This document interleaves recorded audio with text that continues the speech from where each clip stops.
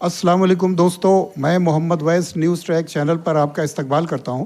دوستو، آج رمضان کے مہینے کی بات ہوگی، رمضان میں ہونے والی عبادات کی بات ہوگی، سحری کی بات ہوگی۔ آج ڈاکٹر نظم السحر صاحب نے سحری کو لے کر کے کچھ تیاری کی ہے۔ رمضان کی سحری کو لے کر کے آئیے پوچھتے ہیں ان سے کہ کیا معاملہ ہے سحری کا۔ سب سے پہلے اب میں اپنے تمام سننے والوں کو ایک دفعہ پھر اپنا آداب پیش کرتا ہوں، اور یہ مقدس مہینہ تقریباً 12 روزے جس کے گزر چکے ہیں، اور ابھی جو باقی ہیں اس میں ہم سبھی لوگ اسی طرح سے الحمدللہ اس کی تیاری میں لگے ہوئے ہیں، اور رمضان کی جو برکات ہیں وہ چاروں طرف عیاں ہیں۔ ایک اگر آپ دیکھیں تو ہر طرف ایک رونق ہے الحمدللہ، خریداری کی رونق ہے، لوگ جوق در جوق چلے آ رہے ہیں محلوں میں اور علاقوں سے باہر نکل کر بازاروں میں، اور ایک ہجوم ہے۔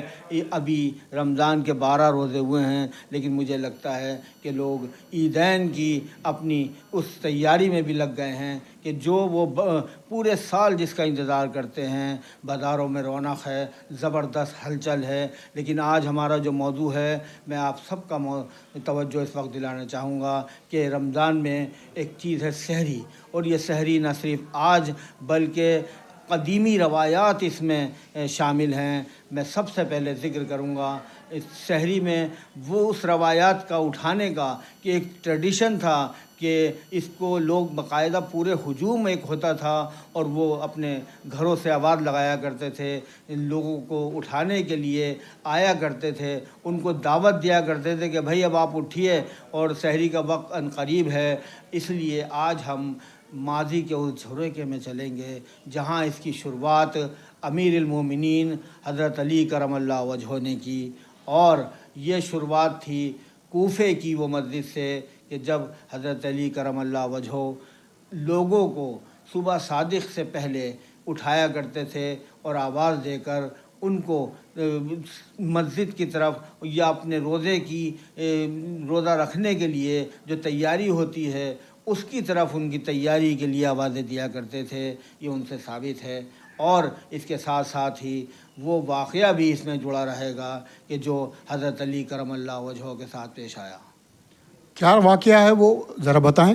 دیکھیے، یہ واقعہ ہے کہ جب 40 ہجری 17 رمضان المبارک کو حضرت علی کرم اللہ وجہہ حسب معمول اسی طرح سے صبح صادق سے پہلے وہ سحری میں اٹھانے کے لیے لوگوں کو نکلا کرتے تھے، اور پھر کوفے کی مسجد میں جایا کرتے تھے۔ یہاں پر میں آپ کی توجہ دلانا چاہوں گا کہ یہ وہ دن تھا کہ جب حضرت علی کی شہادت نصیب ہوئی ان کو، اور اس وقت جو صبح کا وقت تھا 40 ہجری 17 رمضان المبارک کو، وہاں خارج قبیلے کے 3 لوگ جو حضرت علی کرم اللہ وجہہ کا انتظار کر رہے تھے، جس میں عبد الرحمن ابن ملجم، شبیب اور وردان۔ سب سے پہلے بتانا چاہوں گا کہ عبد الرحمن ابن ملجم ایک انتہائی دشمن تھا حضرت علی کرم اللہ وجہہ کا، اور یہودیوں سے تعلق رکھتا تھا، اور خارج قبیلے کا سردار بھی تھا۔ اس کے ساتھ وہاں ایک بہت ہی حسین عورت تھی جس کا نام تھا قطام، اور وہ یہ کہا کرتی تھی کہ میں اسلام کے ان 3 میناروں کو گرا دوں گی، جس میں ابو ذر، امام معاویہ اور حضرت علی کرم اللہ وجہہ، اور میں اس شخص کے ساتھ اب نکاح میں جو 50,000 میری دینار ہے مہر کے معاف کر دوں گی اگر وہ ان 3 شخصوں کو میرے سامنے پیش کرے۔ تو اس پر عبد الرحمن ابن ملجم اور اس کے 2 بھائی شبیب اور وردان، انہوں نے یہ جال بچھایا۔ عبد الرحمن ابن ملجم نے کہا کہ ابو ذر اور امام معاویہ کو تو ہم کچھ نہیں کر سکتے، لیکن ہاں علی سے میری بھی دشمنی ہے۔ اور آخر کار وہ دن آ گیا کہ جب آپ کو یاد ہوگا کہ یہ تواریخ میں حدیث مبارکہ ہے، میں اس کا حوالہ آپ کو دے رہا ہوں۔ علامہ نجیب آبادی جنہوں نے تواریخ اسلام لکھی ہے، اس کے پیج نمبر 127 اور 28 پر انہوں نے اس کا حوالہ دیا ہے کہ ایک دفعہ اللہ کے نبی صلی اللہ علیہ وسلم حضرت علی کرم اللہ وجہہ کے ساتھ بیٹھے ہوئے تھے. اچانک اللہ کے نبی صلی اللہ علیہ وسلم نے کہا علی تم جانتے ہو کہ قیامت کے دن اللہ کے دربار میں 3 انسان لعین ترین انسانوں میں ہوں گے, ظالم ترین انسانوں میں ہوں گے. تو اللہ کے نبی صلی اللہ علیہ وسلم سے حضرت علی نے فرمایا اللہ اور اس کا رسول زیادہ جانتا ہے. تو اللہ کے نبی صلی اللہ علیہ وسلم نے فرمایا ایک تو وہ جس کا نام قابیل تھا جس نے اپنے بھائی حابیل کو قتل کیا, ایک وہ کہ جس کا نام طارخ تھا جس نے حضرت صالح علیہ السلام کی اونٹنی کو قتل کیا, اور تیسرا وہ شخص, یہ کہہ کر اللہ صلی اللہ علیہ وسلم کے آنسو آ گئے اور فرمایا تیسرا وہ شخص جو تلوار کے ایک ہی وار میں تمہاری گردن سے لے کر اور سینے تک وہ تمہیں زخمی کر دے گا. یہ کہنا تھا تو اللہ صلی اللہ علیہ وسلم کے آنسو آ گئے. یہاں یہ واقعہ ضرور دلانا تھا, آپ کو یاد دلانا تھا. اس واقعے سے جڑی ہوئی یہ وہ کڑی تھی جو آج پوری ہونے جا رہی تھی 17 رمضان المبارک 40 ہجری. اور وہی ہوا کہ جیسے ہی حضرت علی کرم اللہ وجہ کوفے کی مسجد کے قریب پہنچے, عبد الرحمن ابن ملجم نے اشارہ کیا اور شبیب نے پہلا اس کے اوپر ان کے گردن پہ وار کیا, لیکن حضرت علی یہاں بچ گئے. لیکن دوسرا وار بہت شدید تھا اور وہ وار تھا عبد الرحمن ابن ملجم کا, اور وہ تلوار حضرت علی کرم اللہ وجہ کے گردن سے ہوتی ہوئی سینے کے اندر پار ہو گئی, اور حضرت علی کرم اللہ وجہ دم بخود ہو کر اچانک زمین پر گر پڑے. یہی نہیں تھا بلکہ جب شور مچا تو تمام لوگ وہاں پر آ گئے اور شبیب اور وردان کو بھیڑ نے اسی وقت ہلاک کر دیا اور عبد الرحمن ابن ملجم کو گرفتار کر لیا.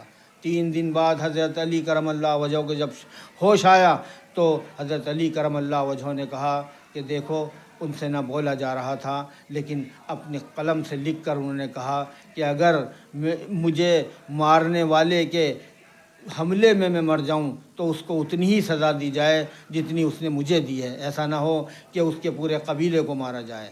تو یہ خارج قبیلہ تھا, لہذا حضرت علی کی شہادت ہوئی اور اس کے فوراً بعد ہی حضرت امام حسین نے تلوار کے ایک ہی وار میں عبد الرحمن ابن ملجم کا سر تن سے جدا کر دیا. یہاں ہونے کے بعد یہ تمام روایات ہوئیں اور حضرت علی کرم اللہ وجہ کو کوفے کے پاس وہاں مدفون کیا گیا. لیکن رات کے اندھیرے میں حضرت امام حسین نے یہ سوچا کہ یہ خارج قبیلہ جو یہودیت پر مبنی ہے یہ نہ صرف بدلہ لیتے ہیں بلکہ قبر کھود کر بے حرمتی کرتے ہیں یہ. تو اس ڈر سے انہوں نے حضرت علی کرم اللہ وجہ کی قبر مبارک کو کھودا اور ان کی جد سے خاکی کو نکال کر ایک اونٹنی پر رکھا اور اس اونٹنی کو لے کر وہ چلے مدینے کی نیت سے. لیکن جب وہ خراساں پہنچے تو ریت کا اتنا سخت طوفان آیا ہے کہ طوفان رکنے کے بعد وہ اونٹنی تو تھی لیکن حضرت علی کرم اللہ وجہ کے جد خاکی ماں موجود نہیں تھی. جی, تو پھر وہ کیا ہوا اس کے بعد؟ اس کے بعد روایات یہ ہے کہ بہت سے علماء نے اس بات کی طرف مورخین نے اشارہ کیا ہے کہ بعد میں وہ ریت کے ڈھیر پر ملی تھی, لیکن یہ صحیح مستند نہیں ہے.